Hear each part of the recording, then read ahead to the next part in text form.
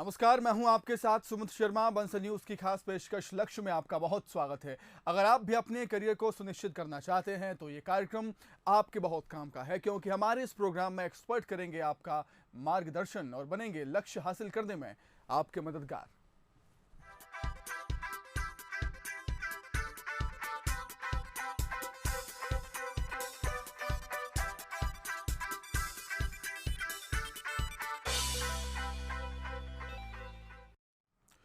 हमारे खास कार्यक्रम लक्ष्य में हम उन लोगों से आपको रूबरू करवाते हैं जो शिक्षा के लिए बेहतर काम कर रहे हैं, छात्रों के मन में करियर को लेकर उठने वाले सवालों का जवाब देते हैं और कैसे शिक्षा का स्तर बढ़े इसके लिए कोशिश भी कर रहे हैं। लक्ष्य की इस खास पेशकश में हमारे साथ भोपाल से संदीप गुप्ता मौजूद हैं, जो लिटिल एंजल स्कूल कोई फिजा भोपाल के प्रिंसिपल हैं, और साथ ही मौजूद हैं प्रेरणा कनाडे, जो लिटिल एंजल स्कूल की छात्रा हैं।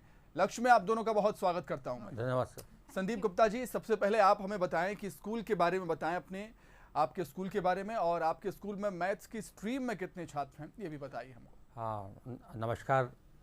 मैं संदीप गुप्ता, प्राचार्य लिटिल एंजल स्कूल कोईफिजा भोपाल से। सर्वप्रथम तो मैं बंसल न्यूज़ को धन्यवाद दूंगा कि उन्होंने लक्ष्य प्रोग्राम के माध्यम से हम लोगों को अपनी बात को कहने का यहाँ मौका दिया।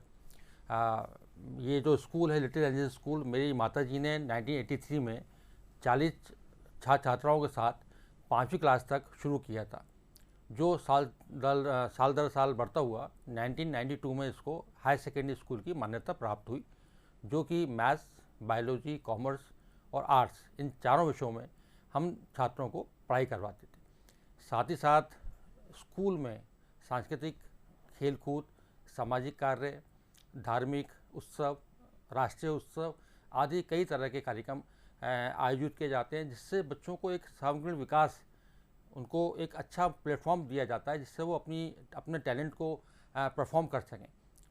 सबसे खासियत बात सर ये है कि 1999 में जो कारगिल युद्ध हुआ था, जिसमें हमारे देश ने विजय प्राप्त की थी, जो कि प्रतिवर्ष हमारे यहाँ 26 जुलाई को कारगिल विजय उत्सव दिवस के रूप में हम छात्रों के साथ में उन सैनिकों को नमन करते हुए मनाते हैं, जो सैनिकों ने उस युद्ध में अपनी कुर्बानी दी थी। तो ये सबसे बड़ा हमारा उद्देश्य यही है कि हम पढ़ाई के साथ साथ बच्चों को उन चीज़ों से भी अवगत कराएं जो बच्चे नहीं जानते हैं। साथ ही साथ सर, इस साल मेरे 11th और 12th के जो परीक्षा होने वाली है मार्च में, उसमें लगभग 30 छात्राएँ मैथमेटिक्स के माध्यम से परीक्षाएँ देंगी और 12 स्टूडेंट जो हैं सर मेरे बायोलॉजी के हैं।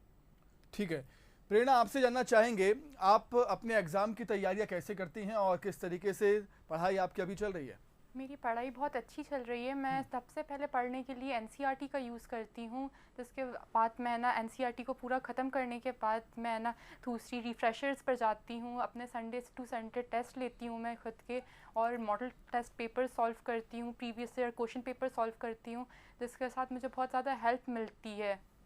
और प्रॉपर टाइम टेबल सेट करती हूँ, और क्योंकि लेट नाइट स्टडीज़ को नेगलेक्ट करती हूँ, रात में पढ़ने से ना बहुत ज़्यादा स्ट्रेसफुल माइंड हो जाता है। सुबह जल्दी उठकर पढ़ना मैं प्रेफर करती हूँ, और प्रॉपरली ना पूरा टाइम टेबल बनाती हूँ, अपना पूरा गोल सेट करती हूँ कि मुझे इतने टाइम में इतना सिलेबस कंप्लीट करना ही है, और इतने टाइम में अपना सिलेबस कंप्लीट करके उन सिलेबस जो कंप्लीट हुआ है उसका टेस्ट भी करती हूँ। बिल्कुल प्रेरणा, ये तो आपने आम दिनों की पढ़ाई के बारे में बताया है। जब एग्ज़ाम नज़दीक आते हैं, जब आपका टाइम टेबल आ जाता है, डिक्लेयर हो जाता है कि किस दिन किस विषय का आपको एग्ज़ाम देना है, उसके लिए क्या खास तैयारी आपकी होती है? मेरी तैयारी ये होती है कि मैं अपने जो वीक सब्जेक्ट्स हैं उनको ज़्यादा टाइम देना प्रेफर करती हूँ। ऐसे तो मैं सारे सब्जेक्ट को है ना हर दिन रेगुलरली पढ़ती हूँ, जिससे मैं किसी भी सब्जेक्ट में पीछे ना हट सकूँ, कोई भी सब्जेक्ट मेरा पीछे ना रहे। बट एग्जाम्स टाइम में मैं अपने वीक सब्जेक्ट्स को लेकर चलती हूँ, प्रॉपर है ना सुबह से टाइम टेबल बनाती हूँ, जिसके बाद मैं रोज़ हर एक सब्जेक्ट को हर दिन है ना पढ़ती हूँ। ठीक है, ठीक है। संदीप गुप्ता जी, शिक्षा के क्षेत्र में बंसल समूह के योगदान को आप किस तरह से देखते हैं? सर, बंसल ग्रुप का नाम मैंने काफ़ी सालों से सर सुनता हुआ आ रहा हूँ मैं, और जितना मैं जानता हूँ सर बंसल ग्रुप के बारे में, बंसल ग्रुप ऑलरेडी पहले से ही 1 से 8वीं तक के छात्राओं को मुफ्त शिक्षा दे रहा है। साथ ही साथ सर टेक्निकल जो कॉलेजेस इस ग्रुप के हैं, वो काफ़ी अच्छे उच्च कोटि का एजुकेशन बच्चों को दे रहे हैं। मेरे स्कूल के भी काफ़ी स्टूडेंट जो हैं वो बंसल ग्रुप के जो टेक्निकल कॉलेजेस हैं सर वहाँ पढ़ रहे हैं। वो मुझे बताते हैं कि प्रॉपर अटेंशन जो बंसल ग्रुप का होता है, शायद दूसरे कॉलेजों में वो कम देखने को मिलता है। ठीक है प्रेरणा, आपसे भी जानना चाहेंगे हम कि टेक्निकल एजुकेशन में आप बंसल समूह की किन पॉलिसीज़ को पसंद करती हैं?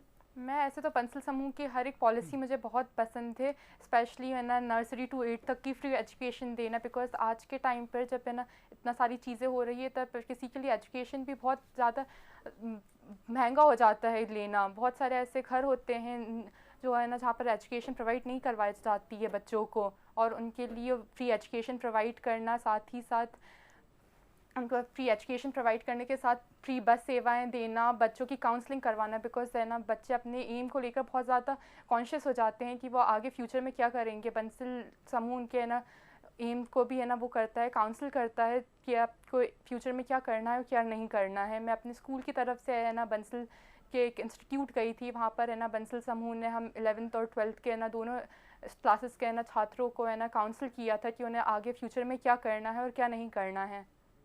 बिल्कुल, बंसल समूह की बात हो रही है संदीप जी, तो आप ये भी बताएं कि टेक्निकल एजुकेशन हर वर्ग के क्षेत्रों में उपलब्ध हो सके, इसके लिए क्या कदम उठाए जा सकते हैं? सर, सबसे पहले मेरा ये सोचना है कि जो गवर्नमेंट स्कूल होते हैं सर, वहाँ पर एक्चुअली सुविधाओं की बहुत अभाव रहता है। तो बंसल ग्रुप को ये करना चाहिए सर कि जितने भी गवर्नमेंट स्कूल्स हैं, जो वहाँ के 11th और 12th के जो साइंस ग्रुप के जो छात्र छात्राएँ हैं सर, उन पर ध्यान देकर उनको टेक्निकल एजुकेशन की तरफ उनको आकर्षित करने के लिए उन स्कूलों में जाना चाहिए सर। साथ ही साथ सर जो दूसरे प्राइवेट स्कूल्स में जो बीपीएल कैटेगरी के स्टूडेंट्स हैं जो आगे जाके साइंस ग्रुप लेना पसंद करेंगे, उनको भी मोटिवेट करके सर उनको इस लाइन की तरफ, टेक्निकल लाइन की तरफ लाना चाहिए। वैसे भी बंसल ग्रुप और भी कई क्षेत्रों में काम कर रहा है, तो अगर वो होनहार बच्चों को, जो गरीब बच्चे हैं, होनहार बच्चे हैं, उनको कोई प्लेटफॉर्म दूसरा कोई नहीं दे पाता है। गवर्नमेंट के पास भी बहुत सारे ऐसे एजेंसीज हैं, लेकिन वो गरीब बच्चों को, जो होनहार बच्चे होते हैं, उनको एक अच्छा प्लेटफॉर्म नहीं दे पाता है। तो बंसल ग्रुप ऐसा ग्रुप है जो इन बच्चों को लेकर, इनके पढ़ाई को लेकर बहुत ज़्यादा चिंतित रह सकता है और इनको टेक्निकल एजुकेशन दे सकता है। बिल्कुल ठीक बात। प्रेरणा, आपसे जानना चाहेंगे हम कि अच्छी पढ़ाई के लिए कहीं ना कहीं अच्छी हेल्थ का होना बहुत ज़रूरी होता है, और कभी कभी हेल्थ बिगड़ती है तो हम कहीं ना कहीं पिछड़ जाते हैं क्योंकि हम डेली पढ़ाई नहीं कर पाते, स्कूल भी नहीं जा पाते हैं।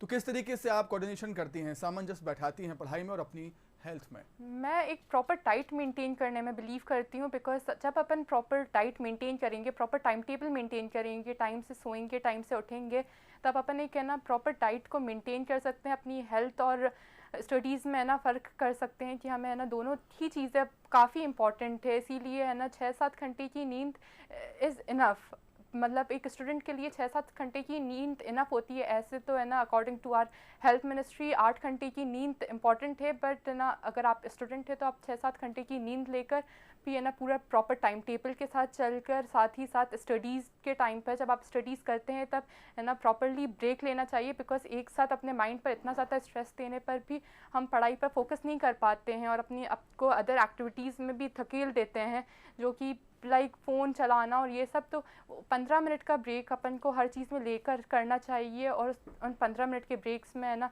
मैं फ्रूट्स खा लेती हूँ, सुबह सुबह है ना प्रॉपर ब्रेकफास्ट लेती हूँ, हेल्दी ब्रेकफास्ट लेती हूँ, टाइम टू टाइम अपना खाना खाती हूँ, जिससे मुझे काफ़ी वो होता है। प्रेरणा, कहीं ना कहीं किसी न किसी स्टूडेंट पर प्रेशर होता ही है अच्छे मार्क्स लाने के लिए। घर वाले भी कहते हैं कि अच्छे मार्क्स लाओ, अच्छे से पढ़ाई करो, और कहीं ना कहीं कंपटीशन का ये ज़माना है तो प्रेशर होता ही है। उस प्रेशर को किस तरीके से हैंडल करता है एक छात्र और या छात्रा, ये बताएं आप हमें ज़रा। ऐसे तो मेरे घर पर मुझे ना प्रेशराइज नहीं हुआ। मैंने जब 11th में अपना सब्जेक्ट चूज़ किया था बायोलॉजी, तभी भी मेरे फादर मदर ने कोई मुझे प्रेशराइज नहीं किया था, but still there are so many children. एक उम्मीद होती है अपने बच्चों से, परिजनों को, तो वो उस उम्मीद को पूरा करने के लिए थोड़ा सा प्रेशर ले ही लेता है कोई ना कोई बच्चा। ये एग्जैक्टली, और उस प्रेशर को है ना सही करने के लिए अपन को तो मेहनत भी करनी पड़ेगी। तो उस मेहनत कर कर अपने है ना गोल को अचीव करना ही सबसे बड़ी बात हो जाती है। चलिए ठीक है। संदीप गुप्ता जी, आप छात्रों की करियर काउंसलिंग के लिए क्या क्या करते हैं और किस तरीके से उनकी काउंसलिंग होनी चाहिए, ये बताएं हमें ज़रा। तो वैसे तो मेरे स्कूल में काफ़ी सीनियर टीचर्स हैं जो बच्चों की निरंतर स्टार्टिंग जब वर्ष शुरू होता है सर पढ़ाई का, जब से ही बच्चों के नेचर के हिसाब से, उनकी फील्ड के हिसाब से उनको सब्जेक्ट अलॉट करते हैं सर, और उस सब्जेक्ट के अच्छे और बुरे दोनों परिणाम बताते हैं। उसके बाद उनकी काउंसलिंग करते हुए सर उनको सब्जेक्ट अलॉट करने के बाद भोपाल में काफ़ी एक्सपर्ट्स हैं सर सब्जेक्ट्स के, उनको हम बुलाकर काउंसलिंग करवाते हैं सर स्टूडेंट्स की। उनके मुताबिक उनको सब्जेक्ट चूज़ करने के बाद उनको बराबर उस लाइन की तरफ उतनी पढ़ाई कराते हैं सर कि वो आगे जाके जितने भी कॉम्पिटिशन एग्ज़ाम्स हमारे देश में होते हैं सर उनको वो फेस कर सकें। कई बार देखा गया है सर कि बंसल ग्रुप के भी कई टीचर्स आए हैं सर बिफोर लास्ट ईयर तक, उन्होंने भी बच्चों की काउंसलिंग की है और उनको उस लक्ष्य तक उस लक्ष्य तक पहुँचाने के लिए उन्होंने काफ़ी कुछ बच्चों को अपनी तरफ से मोटिवेट किया है। और जो मेरा सोचना है सर कि पेरेंट्स को भी इस विषय में अपने बच्चों को समझाना चाहिए, उनको मोटिवेट करना चाहिए। मैं समझता हूँ कि टीचर ही एक ऐसा व्यक्ति होता है सर जो बच्चों को मोटिवेट करता है, लेकिन कई बार फैमिली मेम्बर जो बच्चों के होते हैं सर वो उसको उतना सीरियस नहीं ले पाते हैं। बिल्कुल प्रेरणा, सोशल मीडिया का ये ज़माना है, व्हाट्सएप हो, फेसबुक हो, इंस्टाग्राम हो, ये अमूमन सभी यूज़ करते हैं आमतौर पर। तो कहीं ना कहीं कोई छात्र अगर इनको ज़्यादा यूज़ करता है तो कहीं ना कहीं डिस्ट्रैक्ट होता है अपनी पढ़ाई से। इसे कैसे मेंटेन करती हैं आप?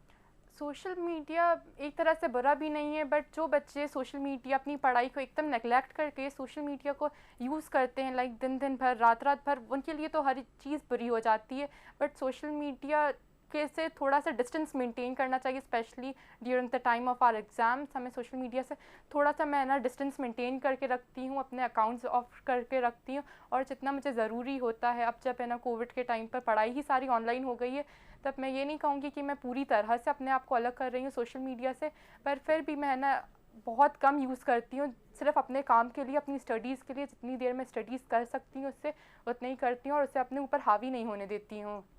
ठीक है संदीप जी, आप किस तरीके से देखते हैं सोशल मीडिया के ज़्यादा यूज़ से कितना नुकसान और सोशल मीडिया के कम यूज़ से कितने फ़ायदे हैं बच्चों को? सर किसी भी चीज़ के सर फ़ायदे नुकसान दोनों ही काउंट होते हैं, और सोशल मीडिया से जो आज बच्चे इंटरेक्ट बहुत बुरी तरह से हो चुके हैं सर, वो कहीं ना कहीं हमारे उनके करियर के साथ साथ हमारे देश के लिए बहुत बुरा है सर। तो सोशल डिस्टेंसिंग जो हम आज कोविड की वजह से जो बोलते हैं सर, ये इससे भी हमें आज के छात्रों को इनसे भी दूर रहना चाहिए सर। इसमें अगर फ़ायदे हैं तो नुकसान भी बहुत हैं। जो फ़ायदे हैं सर उसको फ़ायदा उठाया जाए उन चीज़ों से, लेकिन जो नुकसान करने वाली जो चीज़ें उसमें हैं सर उससे तो दूर रहना ही चाहिए।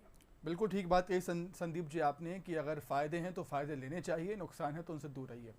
जैसा कि हमारे कार्यक्रम का नाम है लक्ष्य, तो लक्ष्य के बारे में थोड़ी बातचीत हो जाए। संदीप जी, किस तरीके से देखते हैं आप इस शब्द को? और कहीं ना कहीं एक छात्र के जीवन में लक्ष्य होना बेहद ही ज़रूरी होता है, क्योंकि अगर लक्ष्य नहीं है तो आप यहाँ वहाँ भटकते ही रहेंगे। सर बहुत सी बात कही है सर आपने। लक्ष्य के बिना तो खैर सर जीवन अधूरा है। अगर हम अगर किसी चीज़ को टारगेट बना के नहीं चलेंगे सर, अगर हम अपना लक्ष्य को तय नहीं करेंगे कि वो हमें कहाँ जाना है सर, तो हमारा जीवन अपना बेमानी हो जाता है सर। तो खासकर छात्रों को तो अपना लक्ष्य जो है वो जैसे ही वो 11वीं क्लास में आता है सर उसको पक्का कर लेना चाहिए। वैसे सर आजकल तो मैंने देखने में आया है कि क्लास 6 से ही बच्चे अपना लक्ष्य तय कर लेते हैं कि उन्हें किस फील्ड में जाना है, और उसी समय से वो उसकी तैयारी करते हुए जो है आगे बढ़ते हैं सर। तो बिना लक्ष्य के सर मंजिल पाना असंभव। बिल्कुल। संदीप जी, आपका स्कूल क्या करता है लक्ष्य को लेकर कि किसी बच्चे का लक्ष्य पहले ही निर्धारित हो जाए, जिससे आने वाले समय में भविष्य में उसे कोई परेशानियों का सामना ना करना पड़े? सर सबसे पहले तो हम लोग जो पेरेंट्स रहते हैं सर उनकी काउंसलिंग करते हैं। पेरेंट्स ये जानते हैं कि बच्चे का नेचर कैसा है सर, घर में वो क्या एक्टिविटी में इन्वॉल्व रहता है। जब हमें बच्चे की एक इंटरनल रिपोर्ट मिल जाती है तब हम बच्चों के साथ में सर इंटरेक्ट होते हैं, उनको मोटिवेट करते हैं सर, और साथ ही साथ जो उनका लक्ष्य होता है, जो उनको टारगेट उन्होंने बनाया हुआ होता है सर जिस फील्ड में जाने के लिए, उनको वहाँ तक पहुँचाने के लिए हम लोग भरसक हमारे टीचर्स, हमारे जो भी काउंसलर्स हैं सर, वो भरसक प्रयास ये करते हैं कि वो अपने लक्ष्य को, अपने गोल को अचीव कर सकें। प्रेरणा, आपसे जानना चाहेंगे आपके लाइफ का लक्ष्य क्या है, टारगेट क्या है, और उस लक्ष्य को पाने के लिए आप किस तरीके से मेहनत करती हैं और क्या सोचती हैं आप उस बारे में? मैंने अपना लक्ष्य बहुत पहले ही ना तय कर लिया था कि मुझे MBBS करना है, तो मैं अपने लिए ना नीट की प्रिपरेशन कर रही हूँ उसके लिए। क्योंकि मैंने अपना लक्ष्य इसलिए भी सोचा था क्योंकि जब आप एक अपना लक्ष्य है ना निर्धारित कर लेते हैं, उसे टारगेट बना लेते हैं, तब उस चीज़ को करने में मज़ा आने लगता है। इसीलिए मैंने, जब मुझे न्यू लेवल्स लगती है, 11th पास करके, 12th पास करके, नीट करके नई लेवल्स को मैं पार करती हूँ, मुझे ये अच्छा भी लगता है। और लक्ष्य निर्धारित करने से हमें ये एम पता चल जाता है कि हम आगे फ्यूचर में क्या करने वाले, इसलिए मैंने अपना लक्ष्य निर्धारित कर लिया था। ऐसे बहुत सारे बच्चे होते हैं जो अपना लक्ष्य निर्धारित नहीं कर पाते हैं और उन्हें पता ही नहीं होता है कि आगे जाकर उन्हें लाइफ में करना क्या है। तो उनको भी अपना लक्ष्य निर्धारित कर लेना चाहिए, जिससे उनको अपनी लाइफ में अपने गोल्स का और एम्स का पता चले कि उन्हें लाइफ में करना क्या है। बिल्कुल ठीक बात कही प्रेरणा आपने। संदीप जी, हम देखते हैं कि कहीं ना कहीं सब पढ़ें और सब बढ़ें के बंसल समूह का उद्देश्य को हर विद्यार्थी तक पहुंचाने के लिए क्या करना चाहिए, ये आपसे जानना चाहेंगे हम। सर, जो उद्देश्य बंसल ग्रुप लेके चला है सर, इसका मतलब इसकी जितनी तारीफ़ की जाए उतनी कम है।